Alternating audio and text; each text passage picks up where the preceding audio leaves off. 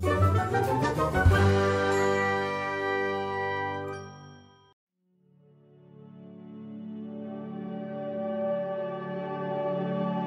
dears, welcome back to MA Crisp. Happy Vinayagar chaturthi to all. இன்னைக்கு விநாயகர் சதுர்த்திக்கு நான் என்ன ரெசிபி பண்ணேன்னு பார்க்கலாம். ஃபஸ்ட்டு மெதுவடை செய்ய போகிறேன். அதுக்கு 200 கிராம் உளுந்து, 2 ஸ்பூன் பச்சரிசி நல்லா வாஷ் பண்ணிவிட்டு தனித்தனியாக ஊற வச்சுருக்கேன். உளுந்தும் அரிசியும் 3 hours ஊறிட்டுருக்கு. அதை கிரைண்டரில் போட்டு அரைச்சி எடுத்துக்க போகிறேன். ஒரு 20 minutes அரைக்கிற மாதிரி வரும். ரொம்ப தண்ணி ஊற்றி அரைக்கக்கூடாது. தேவைப்பட்டால் கொஞ்சோண்டு தண்ணி தெளிச்சிக்கலாம். 3 பச்சை மிளகா பொடியாக கட் பண்ணி ஆட் பண்ணுறேன். கொஞ்சோண்டு இஞ்சி பொடியாக கட் பண்ணி அதையும் ஆட் பண்ணுறேன். கொஞ்சம் கருவேப்பிலை பொடியாக கட் பண்ணி வச்சுருக்கேன், அதையும் ஆட் பண்ணுறேன். ஒரு வெங்காயத்தை பொடியாக கட் பண்ணி அதையும் ஆட் பண்ணிக்கிறேன். 10 மிளகு பொடி பண்ணி வச்சுருக்கேன், அதையும் அந்த மாவில் ஆட் பண்ணிக்கிறேன். அப்புறம் கொஞ்சோண்டு பெருங்காயத்தூள் போட்டுக்கிறேன். தேவையான உப்பு போட்டு இப்போ ஒன்றா மிக்ஸ் பண்ண போகிறேன். கிரைண்டரில் அரைச்சி எடுக்கும்போது அந்த மாவு வந்து வெண்ணெய் பதத்துக்கு வரணும். அந்த மாதிரி இருக்கான்னு செக் பண்ணிக்கோங்க. இப்போ நான் போட்டிருக்க இன்க்ரீடியன்ட்ஸ்லாம் நல்லா மிக்ஸ் பண்ணி எடுத்துக்க போகிறேன். கேஸ் ஸ்டவ் ஆன் பண்ணிக்கிறேன். அதில் ஒரு பேன் எடுத்து வச்சுக்கிறேன். இந்த மெதுவடை பொரிக்க தேவையான அளவு சன்ஃப்ளவர் ஆயில் ஆட் பண்ணிக்கிறேன். அந்த எண்ணெய் கொஞ்சம் நல்லா சூடாகட்டும். எண்ணெய் சூடாயிடுச்சு. இப்போ வடை தட்டி போட்டுக்கலாம். நான் 2 மெத்தடில் செஞ்சு காட்ட போகிறேன். மாவு பக்கத்தில் ஒரு பவுலில் தண்ணி எடுத்து வச்சுக்கிறேன். அந்த தண்ணியில் கையை நனைச்சிட்டு ஒரு உருண்டை மாவு எடுத்து அதை நல்லா தட்டிட்டு பெருவிரல் வச்சு நடுவில் ஒரு ஹோல் போட்டு எண்ணெயில் போட போகிறேன்.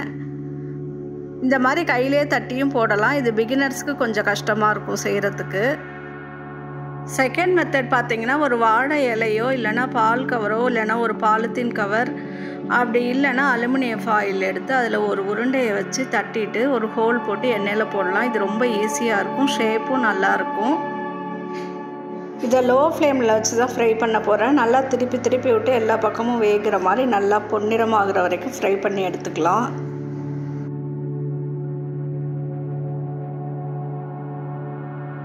இப்போ வடை நல்லா ரெடி ஆயிடுச்சு, பொன்னிறமாக வந்துருச்சு. இப்போ அந்த வடையெல்லாம் எடுத்து வேறு பவுலுக்கு ட்ரான்ஸ்ஃபர் பண்ணி வச்சுக்கலாம். இது வந்து நல்லா மேலே கிறிஸ்பியாகவும் உள்ளே நல்லா சாஃப்டாகவும் இருக்கும். இந்த வடை சூப்பராக இருக்கும், செஞ்சு பாருங்கள். சுண்டல் செய்கிறதுக்கு 200 கிராம் கருப்பு கொண்டக்கடலை எடுத்து நல்லா வாஷ் பண்ணிவிட்டு 6 மணி நேரம் தண்ணியில் ஊற வச்சுருக்கேன். அதை குக்கரில் போட்டு கொஞ்சோண்டு சால்ட்டு போட்டு வேக வைக்க போகிறேன். 5 விசில் விட்டால் நல்லா வெந்துடும்.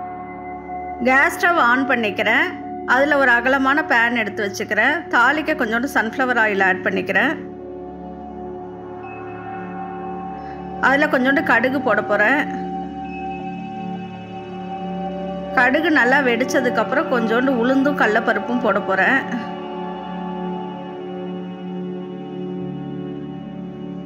அது ஓரளவு பொன்னிறமாக வந்ததுக்கப்புறம் கொஞ்சோண்டு கருவேப்பிலை ஆட் பண்ணுறேன். அதுக்கப்புறம் ஒரு காஞ்ச மிளகா போடுறேன். எல்லாத்தையும் நல்லா ஃப்ரை பண்ணுறேன்.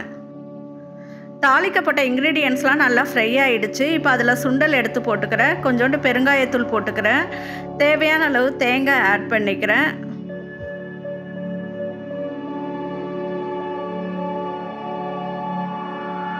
நான் வந்து ரெட் சில்லி பவுடர் தான் போடுறேன். உங்ககிட்ட இட்லி பொடி இருந்தால் கூட போட்டுக்கலாம். ரொம்பவே டேஸ்ட்டு நல்லாயிருக்கும். இப்போ நல்லா ஃப்ரை பண்ணி விடுறேன். வேக வைக்கும் போது போட்ட உப்பே எனக்கு சரியாக இருந்ததுனால நான் உப்பு ஆட் பண்ணல. உங்களுக்கு தேவைப்பட்டால் ஆட் பண்ணிக்கோங்க. இப்போ சுண்டல் ரெடி ஆகிடுச்சு. இப்போ ஒரு பிளேட்டுக்கு மாற்றிக்கலாம். இப்போ கொழுக்கட்டை செய்ய போகிறேன். 4 விதமான கொழுக்கட்டை செய்ய போகிறேன். எல்லாமே ஒரே மாவை நான் யூஸ் பண்ணி தான் செஞ்சுருக்கேன். பச்சரிசியில் செய்கிறத விட புழுங்கல் அரிசி யூஸ் பண்ணி செஞ்சால் கொழுக்கட்டை நல்லா சாஃப்டாக இருக்கும். அதனால 400 கிராம் இட்லி அரிசி எடுத்திருக்கேன், 200 கிராம் பச்சரிசி எடுத்திருக்கேன். நல்லா வாஷ் பண்ணிவிட்டு ஊற வச்சுருக்கேன். 5 மணி நேரம் ஊறினதுக்கப்புறம் இது கிரைண்டரில் அரைக்க போகிறேன். அரிசி 5 மணி நேரம் ஊறிடுச்சு. இப்போ கிரைண்டரில் அரைச்சி எடுத்துக்கிறேன். அரை மணி நேரம் அரைச்சாதான் இந்த பதம் வரும். தண்ணியை பற்றி பிரச்சனை இல்லை. கேஸ் ஸ்டவ் ஆன் பண்ணிக்கிறேன். ஒரு பேன் எடுத்து வச்சுக்கிறேன். அதில் கொஞ்சம் நெய் ஆட் பண்ணிக்கிறேன். நல்லெண்ணெய் கூட ஆட் பண்ணிக்கலாம். அந்த அரைச்சி வச்ச மாவு அதில் ஊற்றி கிளற போகிறேன். கைவிடாமல் கிளறிக்கிட்டே இருக்கணும், இல்லைனா அடி பிடிச்சிரும். கொஞ்சம் நடுவில் நல்லெண்ணெய் ஊற்றி கிளற போகிறேன். கொஞ்சம் கட்டிப்பட்டால் பரவாயில்ல. அந்த மாவை ஆற வச்சு திரும்ப நம்ம கையில் பிசைய போகிறோம். அதனால் ஒன்றும் பிரச்சனை இல்லை. கிளறிக்கிட்டே இருக்க அந்த தண்ணி ட்ரை ஆகிற வரைக்கும். தண்ணி ட்ரை ஆனதுக்கப்புறம் அந்த மாவை ஒரு பவுலில் ட்ரான்ஸ்ஃபர் பண்ணி எடுத்து வச்சுக்க போகிறேன். அதில் கொஞ்சோண்டு நல்லெண்ணெய் ஆட் பண்ணி அந்த மாவு ஆறுனதுக்கப்புறம் நல்லா பிசைஞ்சு வச்சுக்க போகிறேன். நல்லா அந்த மாவை பிசைஞ்சிட்டு அது மேலே நல்லெண்ணெய் ஊற்றி மாவு காயாத அளவுக்கு அதை மூடி வச்சிட போகிறேன். இப்போ கொழுக்கட்டைக்கு தேவையான மாவு ரெடி ஆயிடுச்சு. ஃபஸ்ட்டு பிள்ளையாருக்கு ரொம்ப பிடிச்ச மோதகம் ரெடி பண்ண போகிறேன். 1/2 கப் கடலைப்பருப்பு எடுத்துக்கிறேன். அதை வாஷ் பண்ணிக்கிறேன். குக்கரில் போட்டு நல்லா வேக வச்சு எடுத்துக்கிறேன். கேஸ் ஸ்டவ் ஆன் பண்ணிக்கிறேன். அதில் பேன் வச்சுக்கிறேன். 1/2 கிலோ வெல்லம் சீவி வச்சுருக்கேன். அதை அந்த பேனில் போட போகிறேன். 1 டம்ளர் தண்ணி ஊற்றி நல்லா கரைச்சி எடுத்துக்க போகிறேன். பாகுபதெல்லாம் வர வேண்டிய அவசியம் இல்லை. இப்போ வெல்லம் நல்லா உருகிடுச்சு. அதை வடிகட்டி எடுத்துக்க போகிறேன். 2 பவுல் எடுத்துருக்கேன். அதில் ஒரு வடிகட்டி வச்சு வடிகட்டிக்கிறேன். ஏன்னா வெல்லத்தில் கல் மண்ணெல்லாம் இருக்கும், அதனால் வடிகட்டிக்கிறது நல்லது.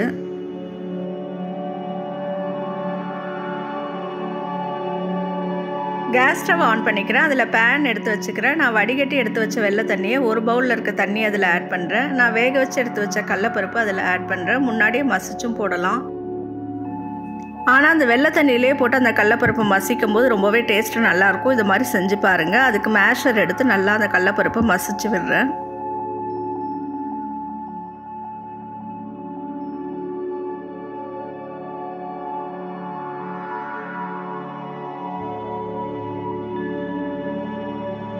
இப்போ கடலைப்பருப்பு நல்லா மசிஞ்சிருச்சு. தேவையான அளவு தேங்காய் போட்டு ஆட் பண்ணிக்கிறேன். இப்போ நல்லா ஒன்றா சேர்த்து மசிச்சு விடுறேன். அதில் கொஞ்சோண்டு ஏலக்காய் பவுடர் ஆட் பண்ணுறேன். அதையும் சேர்த்து ஒன்றா நல்லா மிக்ஸ் பண்ணிக்கிறேன். பாதாம் முந்திரி ஏற்கனவே தேவையான அளவு எடுத்து கேரட் சீவுறதில் சீவி வச்சுருக்கேன். இப்போ அந்த பவுடர் ஆட் பண்ணிக்கிறேன். இது போட்டு செய்யும் போது ரொம்பவே பூர்ணம் நல்லா டேஸ்ட்டாக இருக்கும். இப்போ பூர்ணம் ஓரளவு ரெடி ஆகிடுச்சு. 2-3 ஸ்பூன் நெய் ஆட் பண்ணிக்கிறேன். நல்லா வதக்கி விட்றேன். வதக்கி விட்டு கேஸ் ஸ்டவ் ஆஃப் பண்ணிடுறேன்.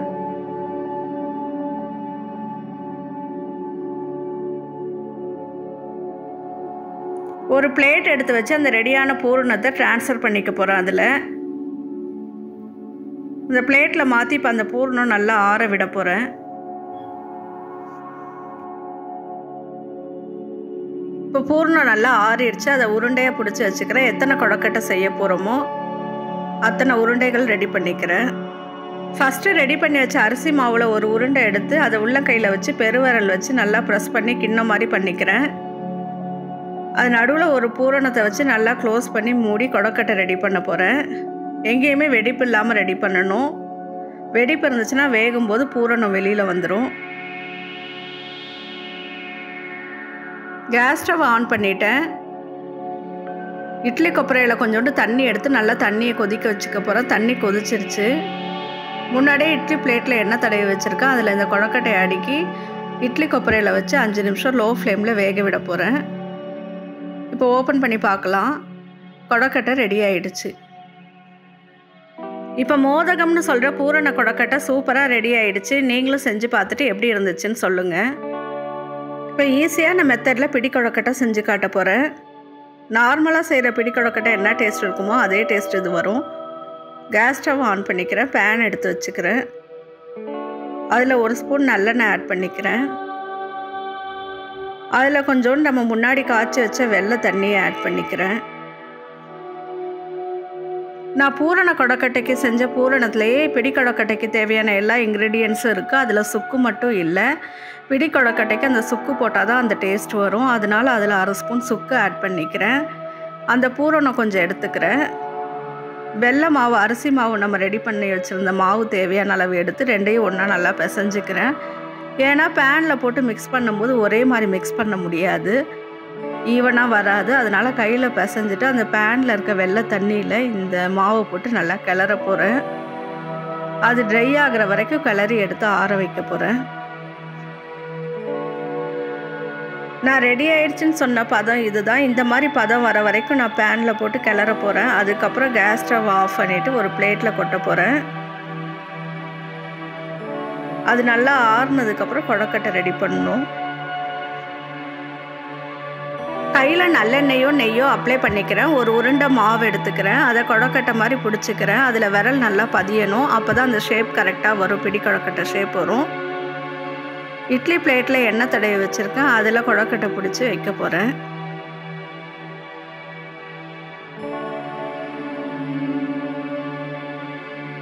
கேஸ் ஸ்டவ் ஆன் பண்ணிக்கிறேன். இட்லி கொப்பரையில் கொஞ்சோண்டு தண்ணி எடுத்து வச்சுக்கிறேன். அந்த தண்ணி நல்லா கொதி வந்ததுக்கப்புறம் நான் பிளேட்டில் ரெடி பண்ணி வச்சுருந்த கொழுக்கட்டை அதில் வச்சு 5 நிமிஷம் லோ ஃப்ளேமில் வேக விட போகிறேன். சூப்பரான கொழுக்கட்டை ரெடி ஆகிடுச்சு. மணி கொழுக்கட்டை, அம்மணி கொழுக்கட்டைன்னு சொல்கிற இந்த கொழுக்கட்டை தான் இப்போ செய்ய போகிறேன். வாங்க எப்படி செய்கிறேன்னு பார்க்கலாம். இந்த மணி கொழுக்கட்டை செய்கிறதுக்கு அரிசி மாவு நம்ம கிரைண்டரில் அரைச்சி எடுத்து வச்சுருந்தோம்ல, அந்த மாவு வந்து குட்டி குட்டி பாலாக உருட்டி வச்சுக்கணும். எவ்வளோ சின்னதாக நம்மளால் உருட்ட முடியுமோ அவ்வளோ சின்னதாக உருட்டி வேக வச்சு எடுத்துக்கணும் இட்லி கொப்பரையில். இப்போ கேஸ் ஸ்டவ் ஆன் பண்ணிவிட்டு ஒரு பேன் வச்சுக்கிறேன்.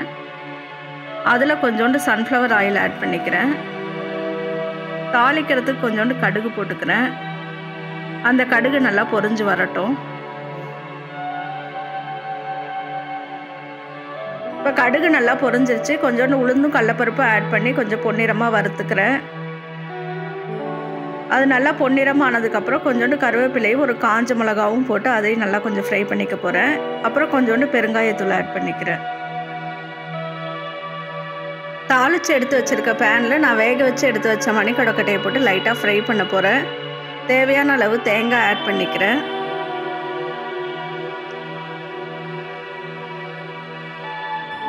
அப்புறம் டேஸ்ட்டுக்கு கொஞ்சோண்டு உப்பு ஆட் பண்ணிக்கிறேன். நான் சில்லி பவுடர் தான் போடுறேன். உங்ககிட்ட இட்லி பொடி இருந்தால் போட்டுக்கலாம். அதுவும் இல்லைன்னா கடலப்பருப்பு, உளுந்து, காஞ்ச மிளகா, உப்பு, பெருங்காயம் ஃப்ரை பண்ணி அரைச்சும் போட்டுக்கலாம். நல்லாயிருக்கும். சூப்பரான மணி கொழுக்கட்டை ரெடி ஆயிடுச்சு. கடைசியாக எல்லாருக்குமே ரொம்ப பிடிச்ச பால் கொழுக்கட்டை தான் செய்ய போகிறேன். அது கேஸ் ஸ்டவ் ஆன் பண்ணிக்கிறேன். பேன் எடுத்து வச்சுக்கிறேன். கொழுக்கட்டை வேக தேவையான அளவு தண்ணி ஆட் பண்ணி நல்லா கொதிக்க வச்சுக்கிறேன். தண்ணி நல்லா கொதி வந்ததுக்கப்புறம் கொழுக்கட்டை மாவை முறுக்கு அச்சில் போட்டு பிழிஞ்சு விடுறேன். சின்ன சின்ன துண்டுகளாக கட் பண்ணி விடுறேன். தண்ணி நல்லா கொதிச்சதுக்கப்புறம் தான் இந்த மாதிரி போடணும். தண்ணி கொதிக்கிறதுக்கு முன்னாடியே போட்டால் கரைஞ்சிரும். கொழுக்கட்டை முக்கால்வாசி வெந்துருச்சு. இப்போ நான் வந்து 100 கிராம் பாசிப்பருப்பு வேக வச்சு மசிச்சு அதை ஆட் பண்ணுறேன். முதலே காய்ச்சி வச்சுருக்க வெள்ளை தண்ணியை கொஞ்சம் ஆட் பண்ணுறேன். 1/2 கப் சுகர் ஆட் பண்ணுறேன். நான் இந்த பால் கொழுக்கட்டைக்கு சர்க்கரை, வெல்லம் ரெண்டுமே ஆட் பண்ணியிருக்கேன். இப்போ இது எல்லாத்தையும் நல்லா கொதிக்க வைக்க போகிறேன். பால் கொழுக்கட்டை ரெடி ஆயிடுச்சு. இந்த சமயத்தில் முந்திரி, திராட்சை நெய்யில் வறுத்து ஆட் பண்ணிக்கிறேன். கொஞ்சோண்டு ஏலக்காய் பவுடர் தட்டி போட்டுக்கிறேன். இந்த சமயத்தில் வேணுன்னா நீங்கள் தேங்காய் பால் கொஞ்சம் ஆட் பண்ணிக்கலாம், இல்லைன்னா துருவின தேங்காய் ஆட் பண்ணிக்கலாம். டேஸ்ட் ரொம்ப நல்லாயிருக்கும். நான் எதுவும் ஆட் பண்ணல. பாசிப்பருப்பே டேஸ்ட்டு நல்லாயிருக்கும். நான் எதுவும் போடலை. சூப்பரான பால் கொழுக்கட்டை இப்போ ரெடி பண்ணிட்டேன். நீங்களும் செஞ்சு பார்த்துட்டு எப்படி இருக்குன்னு சொல்லுங்கள். இந்த வீடியோவில் 6 ரெசிபிஸ் அப்லோட் பண்ணியிருக்கேன். எல்லாமே ரொம்ப நல்லா வந்திருக்கு. செஞ்சு பார்த்துட்டு சொல்லுங்கள். என்றும் புன்னகையுடன் எம்ஏ கிறிஸ்ப்.